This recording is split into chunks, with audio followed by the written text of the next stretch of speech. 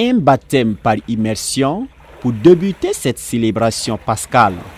Il est environ 7 heures, ici à l'église des Assemblées de Dieu du château. Puis vient le culte de célébration, empreint de louanges, d'adoration, mais surtout de messages bibliques. C'est l'occasion pour le pasteur principal de rappeler aux fidèles les fondements de la Pâque et son importance, s'appuyant sur 1 Corinthiens, le chapitre 5, du verset 6 au verset 8. Les 3 points que nous avons développés ce matin, à l'occasion de la Pâque ce matin, nous avons parlé de quoi ce que c'est que Pâque. Alors Pâque veut dire seulement passer outre et c'est dérivé d'un mot ou d'un sens hébreu qui veut dire passer outre. Et les enfants d'Israël devaient quand même immoler l'agneau et asperger le sang sur les linteaux lorsque l'ange de la mort va passer pour qu'il soit épargné de la mort.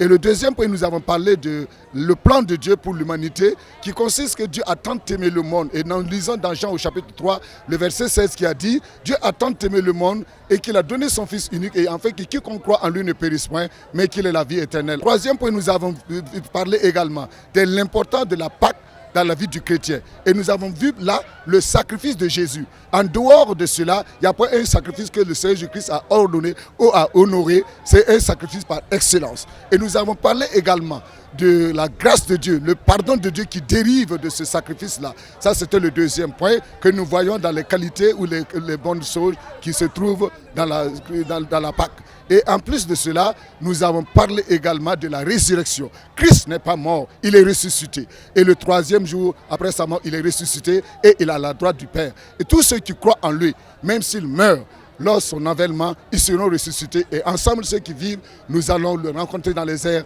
et nous allons demeurer avec Dieu pour éternité. Mes vœux est que le Seigneur nous fasse grâce à tout le temps et qu'il nous bénisse et qu'il nous donne à fêter encore d'autres Pâques à venir s'il ne venait pas à temps.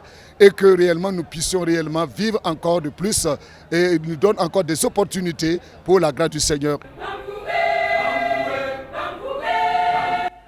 Cette année, l'église du château a axé la célébration pascale sur l'évangélisation. Une série d'activités ont ainsi été initiées. Nous savons que Pâques, c'est la résurrection donc, de notre Seigneur Jésus-Christ. Et Pâques, c'est la manifestation donc, de l'amour de Jésus pour toutes les communautés. Donc dans ce sens, nous avons mis l'accent sur l'évangélisation avec des activités vraiment de formation à la prise de parole en public, également de formation en sécurité incendie, tout en invitant les gens du quartier et profiter en même temps annoncer la bonne nouvelle. Et nous avons aussi eu du sport, une compétition, une fusion entre les jeunes donc, du quartier et les jeunes de l'église contre les jeunes de Kolornaba. Et l'objectif était donc de pouvoir distribuer des traités d'évangélisation lors de ce match-là. C'est une activité qui s'est bien passée. Et la célébration de Pâques, même ce jour, par le baptême d'eau. Cette année, l'innovation particulière, c'est d'associer vraiment un groupe de joueurs de djembé et de balafon. Pour les fidèles chrétiens de cette église, Pâques représente un moment particulier. Et la célébrer, c'est surtout appelé à la repentance.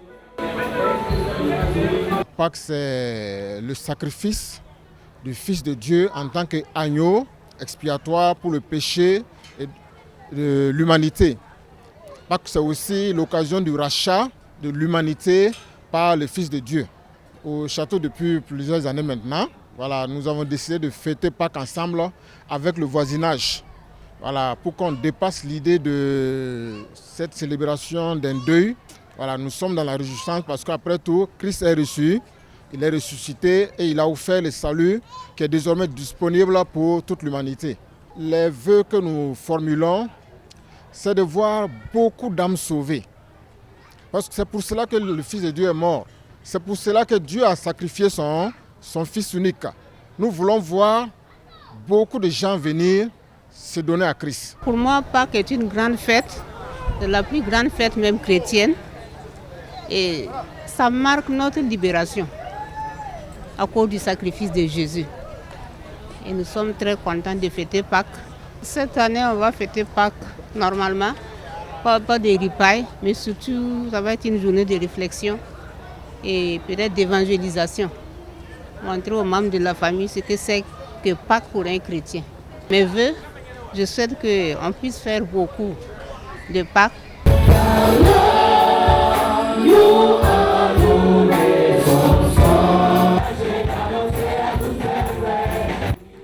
Après le culte de célébration, une compétition de pétanque, suivie d'un concert traditionnel mettant en lumière les communautés, viendront marquer le point d'orgue de la célébration dans l'après-midi.